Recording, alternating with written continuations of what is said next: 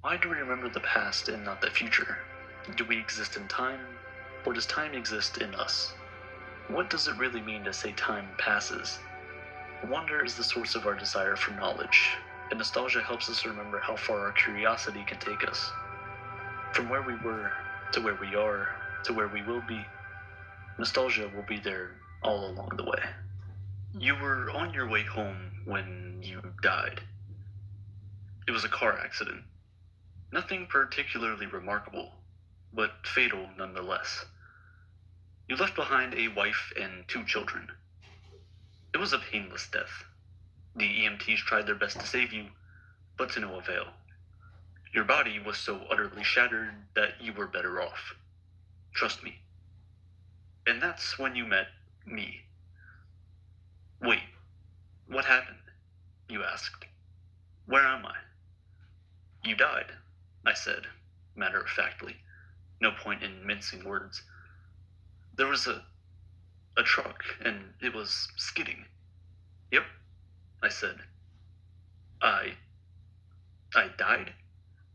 Yup, but don't feel bad about it. Everyone dies, I said. You looked around. There was nothingness. Just you and me. What is this place? You asked. Is this the afterlife? More or less, I said. Are you God? You asked. Yup, I replied.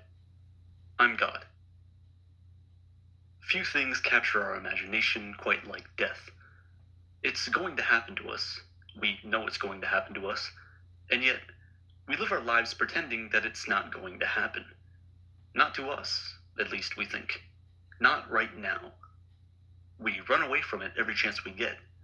And yet, somehow, we are preoccupied with it. Almost simultaneously, we ignore death and worship its possibility.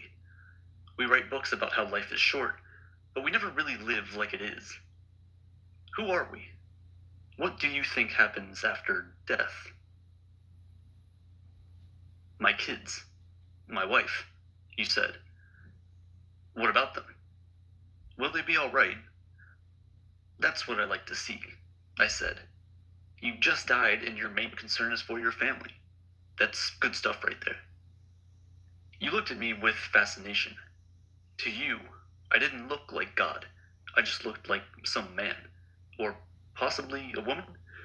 Some vague authority figure, maybe. More of a grammar school teacher than the Almighty. Don't worry, I said. They'll be fine.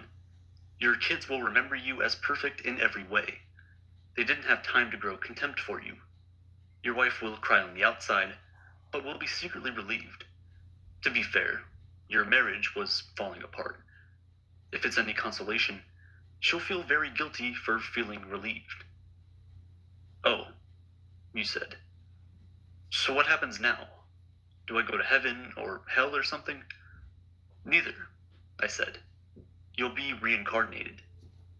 Ah, you said. So the Hindus were right. All religions are right in their own way, I said. Walk with me. You followed along as we strode through the void. Never was there a time when I did not exist, nor you, nor all these kings, nor in the future shall any of us cease to be. As the embodied soul continuously passes, in this body, from childhood to youth to old age, the soul similarly passes into another body at death. A sober person is not bewildered by such a change. And worn-out garments are shed by the body.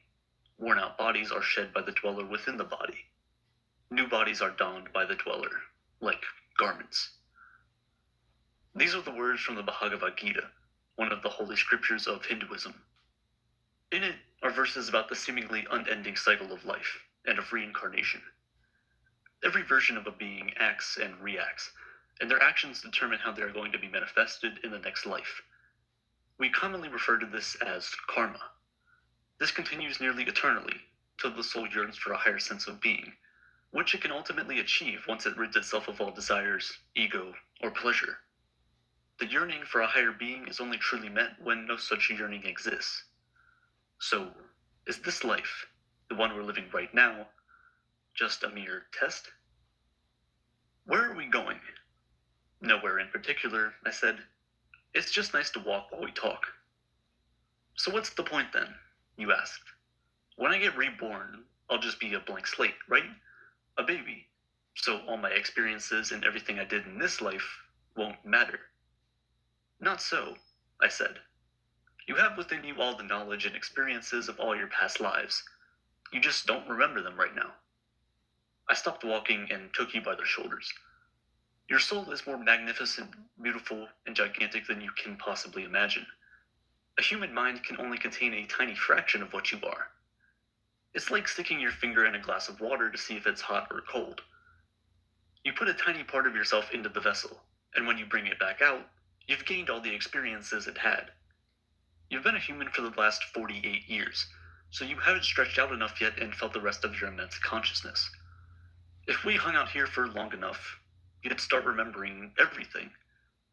But there's no point in doing that between each life. How many times have I been reincarnated then? Oh, lots and lots, and into lots of different lives, I said. This time around, you'll be a Chinese peasant girl in 1540 AD. Wait, what? You stammered. You're sending me back in time. Well, I guess technically, time as you know it only exists in your universe. Things are different where I come from. Where do you come from? You said. Oh, sure, I explained. I come from somewhere else. And there are others like me. I know you want to know what it's like there, but honestly, you wouldn't understand. Oh, you said, a little let down. But wait, if I get reincarnated to other places in time, I could have interacted with myself at some point.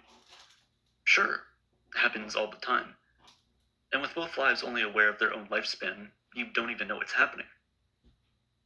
Other religions such as Islam or Christianity don't quite preach the idea of reincarnation, but when you look through the pages, they too treat this life as a test. It is the afterlife where life achieves completion and we get to live, truly. What you do in this life determines the fate of what your soul will be. While the concept of death is slightly different across certain religions and theologies, in that some of it happens over and over again, and in others you die once but live twice, nearly all religions encourage followers to think about the cascading effects of their actions at a macro scale. There are more famous ideas in this realm, of course. The simulation theory is just one of the more famous ones, where reality is potentially reduced to a high-definition video game running in some scrawny teenager's basement. It's his reality, and you and I are living in it. This certainly is not as grandiose of a possibility as something from Scripture, but the logic that leads one to the simulation theory is ironclad. What does this all mean then? So what's the point of it all? Seriously, I asked. Seriously, you're asking me for the meaning of life. I mean, isn't that a little stereotypical? Well, it's a reasonable question, you pestered. I looked you in the eye. The meaning of life, the reason I made this whole universe, is for you to mature. You mean mankind? You want us to mature? No, just you. I made this whole universe for you. With each new life, you grow and mature and become a larger and greater intellect. Just me. What about everyone else? There is no one else, I said. In this universe, there's just you and me. You stared blankly at me. But all the people on Earth, all you, different incarnations of you. Wait, I'm everyone. Now you're getting it, I said, with a congratulatory slap on the back. I'm every being who ever lived, or who will ever live. Yes. I'm Abraham Lincoln, and you're John Wilkes Booth too, I added. I'm Hitler, you replied, and you're the millions he killed.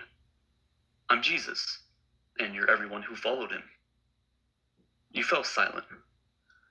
Every time you victimize someone, I said, you are victimizing yourself.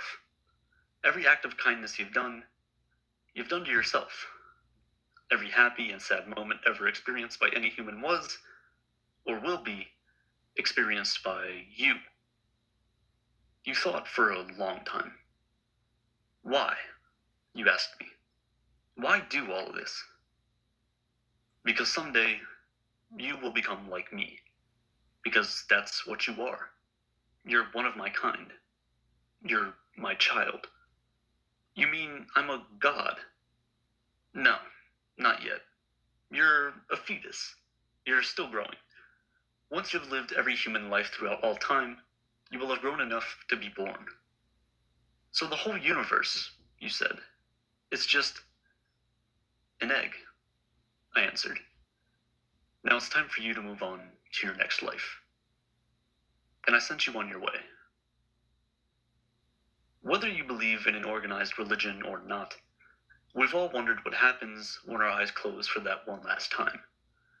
Maybe we watch our lifeless bodies as our souls float away. Maybe we try to call upon our loved ones to let them know it's all going to be okay, but they just never listen. Maybe nothing happens at all. Maybe there is no meaning.